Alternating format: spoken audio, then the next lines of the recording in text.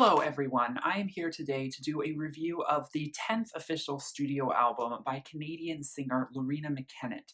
She is classified as a world singer who also New Age, who branches music from Celtic origins as well as Middle Eastern and Indian origins.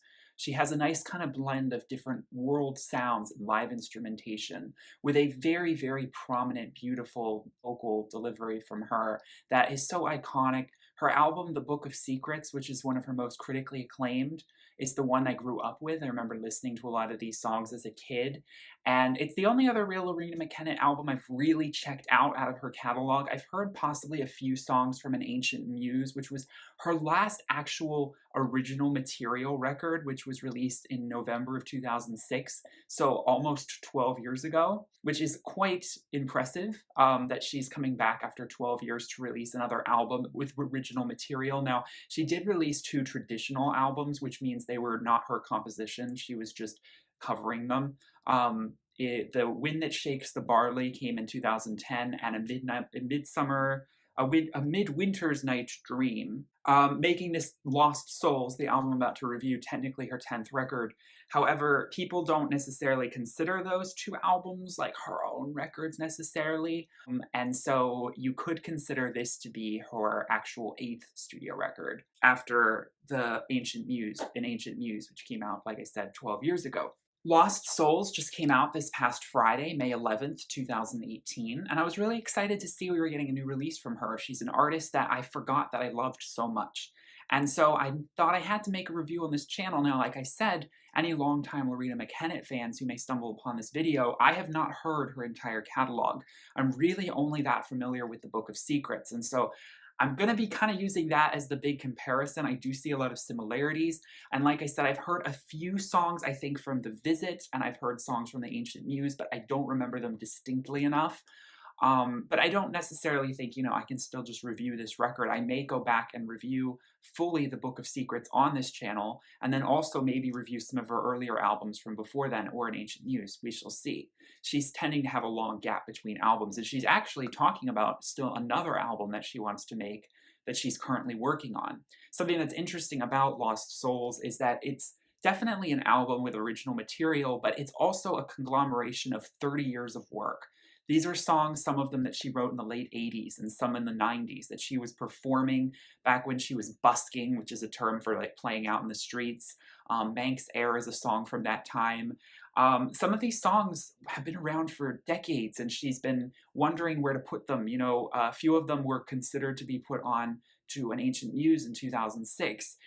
So it's a little crazy for someone my age to think like, oh my God, you could have a song sitting around for 30 years and finally put it on a record. It's like, for me, it's like when you have a song just sitting around for 1 year, it seems like an eternity before it's even released, but 30 years.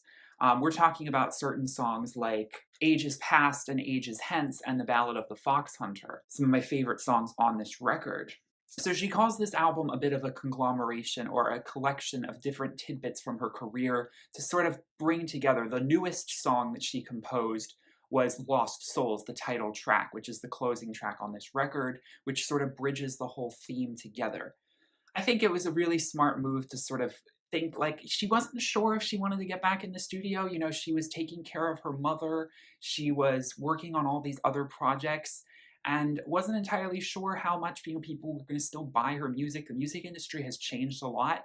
And like other artists like Enya, these artists who take a long time between albums, it can be a bit daunting to return to the studio, especially after such a long break, and put things out. Do the fans still want it? Is there even a market for it anymore? It's something that I'm still happy to see that artists like Loreena and Enya are still putting out music, even though they could easily just call it a day and be like, well, I've made my money and now I know, no one really wants to listen to my music anymore, right? Well, that's not true. So I hope that, they continue to, even into their 60s, like make music, because Loreena's only a few years older than Enya. So I consider them kind of contemporaries, not to mention I think their music is quite similar in certain ways and different in other ways. Loreena's very live instrumentation, very band focused, not so much synth work as Enya, but she still has those beautiful melodies, those beautiful kind of traditional, very Celtic sounding songs and those very bittersweet, lamenting vocals that are filled with such joy and such sorrow at the same time, something so emotional about her voice. Opening up this album, we have a song called Spanish Guitars and Night Plazas. This song sort of sets the sort of sonic palette of this record. It's very Spanish and Middle Eastern sounding song. It definitely feels like somewhere in some Spanish town, and or Portuguese town or something, either something a little bit more Mediterranean. And the Night Plaza, you know, the romance, the wine, the old, you know, the old streets and architecture. You get this vibe from it. This song is from the early 90s and was supposed to be for The Visit, the album that came out in 1990, and it just didn't make it onto it. And so for her, this song finally found its home. And it definitely has a aroma of jasmine, as she considers it to be. It will always remember and remind her of that time and exploring these Mediterranean towns. It's a beautiful song, just like I said, sort of setting the scene for this sort of classic kind of romance story that her music always follows. 100 Wishes is one of the more memorable tracks on this record, melody-wise, and was technically the official single for this album. This song was also written around the era of The Visit, and it tells, of course, the story of looking back. And it's interesting she wrote it when she was so much younger, as I see this as definitely a song that someone of a certain age would compose, talking about a honeymoon, reflecting on meeting on a deserted beach under the olive tree or under the oak tree, and having this special moment between the two of us. I love the piano and the violin. It fits so beautifully for this ambiance that this record is giving. And though it's not something that I necessarily think is too different from anything she's ever done, I mean, nothing in this album is that unique from everything she's done. It's not necessarily just playing it safe. You know, she has a specific sound and she stays very truthful to it. Ages Past, Ages Hence was a title I was very intrigued by. She's inspired by a lot of different things here for this song, one of them being, of course, the ancient Celtic peoples and also the Norse peoples, and how they had a special relationship with trees. Ancient castles and climbing cliffs summoned by the sea, windswept shores and crashing waves, rages furiously. Twisting trees, all true, stand huddled watching thee, and ages past, ages hence, pages turned carefully.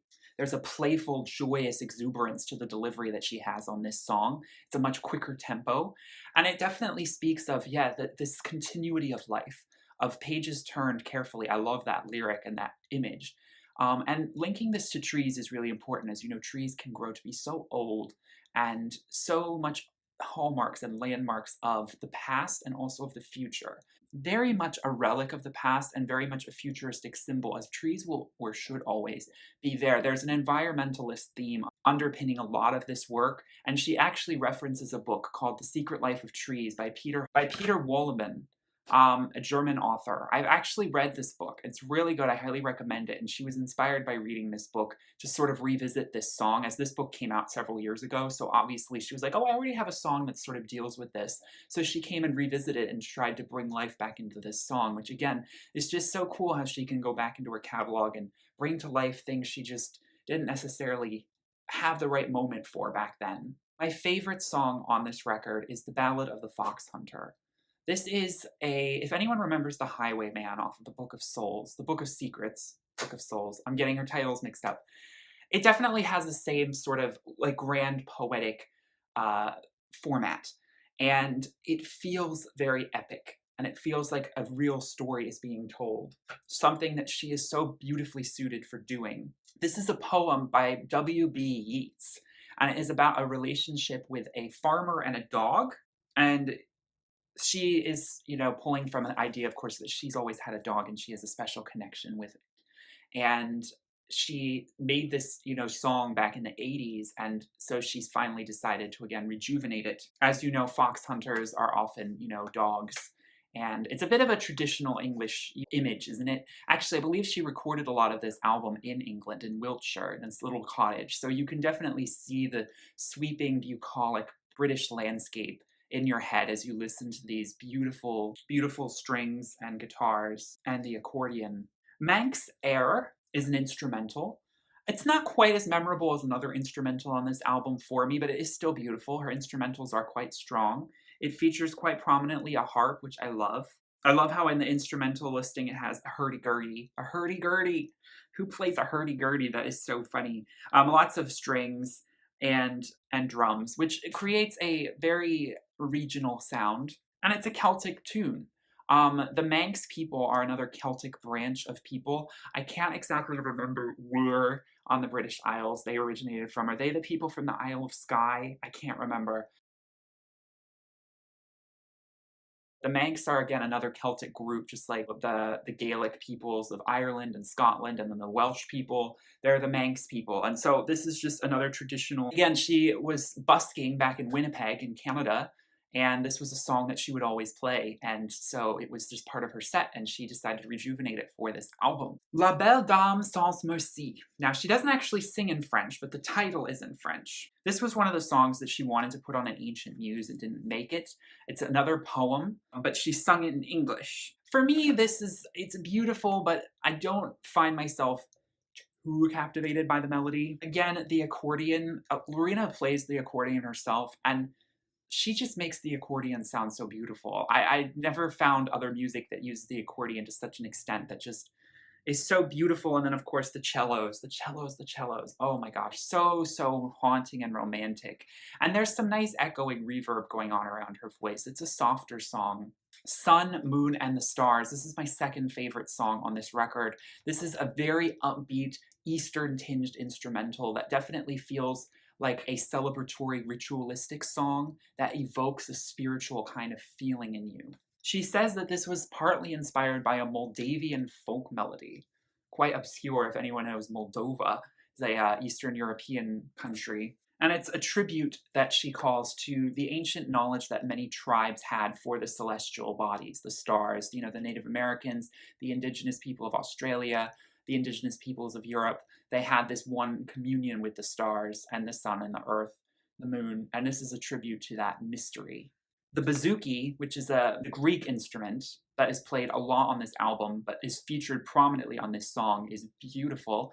This gives it a very playful and haunting at the same time sound. I just love it. This song, I can't get enough of it. I love the heart breakdown towards the middle. Breaking of the Sword is one of the more somber, reflective moments on this record. She was inspired by a memorial in France for soldiers, the National Vimy Memorial. And so she's depicting the feeling of loss and this sort of continuity there.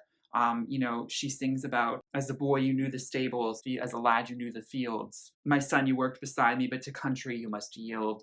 It's a sad traditional thing that we can't parry down, especially, people who still have memories of people who just got sent off to war and it's, they had no choice. So it has a melancholic edge to it. And then at the end, it sort of becomes this quite Celtic sounding celebratory, choral sound where she has what sounds like a choir come in. It may be just her own vocals or it might be backing vocals of someone else come in to help sustain the triumphant sort of end to this song, but it's very beautiful, very, very earnest and emotional. And then lastly, we have Lost Souls. Again, the song that I talked about was actually written just about a year ago for this album. And it speaks to the intemperance of reality and also us not knowing exactly where we're going, and yet we all find our way somehow on this ocean of life. We're all lost souls boarding this vessel, not knowing where we're going on the open waters. We don't see the full picture, but we love the bits we do see. We have to imagine the journey, this journey's over, another's just begun, beneath the moonlight or by the warming sun. I seek to hold you in sunshine or in rain. Beneath the heavens, I'm coming home again. Very bittersweet, mourning the passing of someone and also celebrating a life to come, with a strong piano melody to sustain it. I don't think the melodies on some of these songs are quite as strong as others she has done in the past. The Book of Secrets has some of the most, Dante's Prayer, a song off the Book of Secrets, is one of my favorite songs of all time. It is my favorite song of hers for sure, and it is a song that I can't help but listen to and just cry. I can't really explain to you, just it is the definition of a mournful lament, and I feel like some of these songs feel like they're not quite as dramatic as I would like them to be, but ultimately I still think this is a return to form for her. I think she is at very most going back to that album, The Book of Secrets, which I love. And I love that she's not afraid to make some really beautiful ballads again. This is something that You know, she liked to, she wanted to, you know, experiment with lots of different instrumentals on other records, although she always had beautiful ballads on all of them. But this album to me, again, I don't have a huge reference point besides the Book of Secrets, but it feels like it is speaking very much directly back to that record. And I don't have a lot of bad things to say. I mean, I think longtime Loreena McKennitt fans will really enjoy this record. It's a lot of old things mixed with a little bit of new, and it sort of brings together all of the best of things she's done in the past, I think. I definitely want to review the Book of Secrets. Now that I'm talking more about this album, I'm like, I have to talk about the Book of Secrets on this channel. So I probably will make a review for that at some point. As you know, that album just turned 20 years old last fall. It's one of my favorite New Age albums from the 90s, if not one of my favorite albums. Forget the New Age moniker, and I hate the New Age moniker to begin with anyway. I think it's a bogus genre title. But anyway, so I hope you guys enjoyed this review. I wish Loreena was more well known, but she does have a good following. She's doing a new tour that's going to be a world-reaching, I believe, in the next few years. She's going to try and really get going again with that. And yeah, no, it's a beautiful, heartfelt record, very romantic, very summer evening kind of music. So perfect for Mother's Day too. I can sense they probably timed that very well. Although I'm not sure if Mother's Day in Canada is the same day, but it doesn't matter. So anyway, I hope you guys enjoyed this record. Thank you guys so much for watching. Please like and subscribe if you enjoyed this review. I hope you all have a wonderful, blessed day. Peace, love, and light. Bye.